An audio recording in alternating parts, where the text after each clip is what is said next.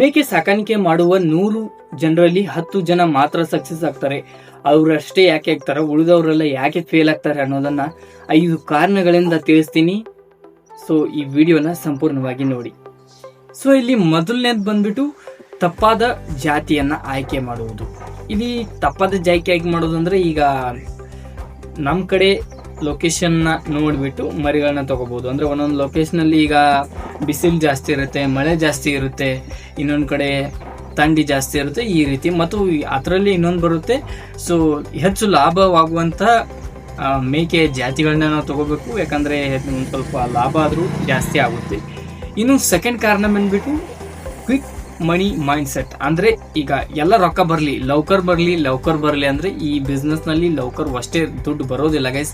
ಇಲ್ಲಿ ಸುಮಾರು 6ರಿಂದ 1 ವರ್ಷ ಕೂಡ ತೆಗೆದುಕೊಳ್ಬೋದು. ಅಂದರೆ ಈಗ ಎಕ್ಸಾಂಪಲ್ ಆಗಿ ಈಗ ಒಂದು ಮರಿ ಕೂಡ ನೀವು ಕೊಂಡು ತಗೋಬಹುದು. ಅಂದರೆ ಸುಮಾರು ಅದನ್ನ ತೊಗೊಂಡ್ಮೇಲೆ ಒಂದು 5-6 ತಿಂಗಳಾದ್ಮೇಲೆ ದೊಡ್ಡದಾದ್ಮೇಲೆ ಅದನ್ನ ಮಾರಿದರೆ ಒಂದು ಲಾಭವನ್ನು ಅಲ್ಲಿ ನೀವು ಗಳಿಸ್ಬೋದು.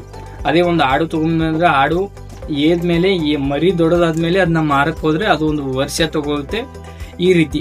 ಸೊ ಈಗ ಕ್ವಿಕ್ ಆಗಿ ಮನಿ ಬರಲಿ ಅಂದರೆ ಈ ಬಿಸ್ನೆಸ್ನಲ್ಲಿ ಸಾಧ್ಯ ಇಲ್ಲ. ಇಲ್ಲಿ 6ರಿಂದ 1 ವರ್ಷ ತನಕ ನೀವು ಅವುಗಳನ್ನ ಸರಿಯಾಗಿ ನೋಡ್ಕೊಂಬಂದು ಬಿಟ್ರೆ ಅವು 1 ವರ್ಷಕ್ಕೆ ನಿಮಗೆ ಲಾಭವನ್ನು ಅಲ್ಲಿ ಕೊಡುತ್ತೆ. ಇನ್ನೊಂದು, ಈಗ ಯಾವುದಾದ್ರೂ ಇನ್ನು 3ನೇದೊಂದು ಬಂದ್ಬಿಟ್ಟು, ಈಗ ಯಾವುದಾದ್ರೂ ರೋಗ ಬರುತ್ತೆ ಅಲ್ಲ, ಸೊ ರೋಗ ಬರೋದಕ್ಕಿಂತ ಮೊದಲೇ ನೀವು ಅವಕ್ಕೆ ಲಸಿಕೆಗಳನ್ನು ಹಾಕಿಸ್ಬೇಕಾಗುತ್ತೆ. ಈಗ ರೋಗ ಬಂದಮೇಲೆ ಲಸಿಕೆಗಳನ್ನ ಹಾಕಿಸಿದ್ರೆ ಅದು ಅಷ್ಟು ಜಾಸ್ತಿ ಆಲ್ರೆಡಿ ಎಫೆಕ್ಟ್ ಆಗಿರುತ್ತೆ. ಇನ್ನು ಮಾಡಿಸಿದ್ರು ಕೂಡ ಅಷ್ಟು ಲವಕರು ಹುಷಾರಾಗೋದಿಲ್ಲ. ಮರಿ ಮೊದಲನೇ ಹಾಕಬೇಕಾಗುತ್ತೆ. ಅಂದರೆ ನಾವೀಗ 6 ತಿಂಗಳಿಗೊಮ್ಮೆ ಲಸಿಕೆಗಳನ್ನು ಮಾಡಿಸ್ಬೇಕಾಗುತ್ತೆ, ಈ ರೀತಿ. ಅವುಗಳ ಬಗ್ಗೆ ನಾಲೆಜ್ ಇರಲಿಲ್ಲ ಅಂದರೆ ಸೊ ಅಲ್ಲಿ ಮರಿಗಳು ಸಾಯೋ ಚಾನ್ಸ್ ತುಂಬಾ ಜಾಸ್ತಿ ಇರುತ್ತೆ. ಇನ್ನು 4ನೇದು ಬಂದ್ಬಿಟ್ಟು ನಾಲೆಜ್ ಇರೋದಿಲ್ಲ, ಅದ್ರ ಬಗ್ಗೆ ಯಾವುದೇ ಪ್ರಾಪರ್ ನಾಲೆಜ್ ಇರೋದಿಲ್ಲ. ಅಂದರೆ ಈಗ ಯಾವ ಟೈಮ್ಗೆ ಏನು ಹಾಕಬೇಕು, ಫುಡ್ ಏನು ಹಾಕಬೇಕು, ಓಕೆ ಮೇವು ಏನು ಹಾಕಬೇಕು ಅಂತ ಯಾವುದೇ ನಾಲೆಜ್ ಇರೋದಿಲ್ಲ ನಿಮ್ಮ ಕಡೆ. ಆದರೂ ಕೂಡ ಯಾರೋ ಒಬ್ಬರ ಹೇಳ್ತಿದ್ರ ಅಂತ ನೀವು ಗುಡ್ ಫಾರ್ಮನ್ನು ಸ್ಟಾರ್ಟ್ ಮಾಡ್ತೀರಾ. ಸೊ ಅವಾಗ ಈಗ ಫುಡ್ ಜಾಸ್ತಿ ಆಗಿರ್ಬೋದು, ಆವಾಗ ಕೂಡ ಸಾಯೋ ಚಾನ್ಸ್ ಜಾಸ್ತಿ ಇರುತ್ತೆ.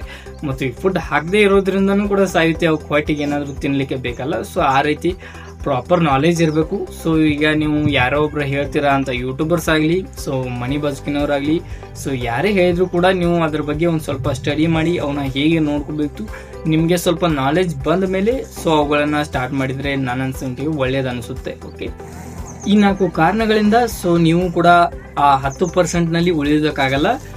ಇವುಗಳನ್ನ ನೀವು ಪಾಲಿಸಿದ್ರೆ ನೀವು ಕೂಡ 10% ಜನರಲ್ಲಿ ನೀವು ಕೂಡ ಒಬ್ಬರಾಗಿರ್ತೀರಾ. ಸೊ ಸಕ್ಸಸ್ಫುಲ್ ಫಾರ್ಮರ್ಸ್ ಅಂತ ನಿಮಗೆ ಅಲ್ಲಿ ಆಗ್ತೀರಾ. ಮತ್ತು ಅದೇ ರೀತಿ ಈ ವಿಡಿಯೋಗಳು ಇಷ್ಟ ಆದರೆ ಸೊ ದಯವಿಟ್ಟು ಚಾನಲ್ನ ಶೇರ್ ಮಾಡಿ, ಲೈಕ್ ಮಾಡಿ, ಹಾಗೆ ಸಬ್ಸ್ಕ್ರೈಬ್ ಮಾಡೋದನ್ನ ಮರಿಬೇಡಿ. Thank you.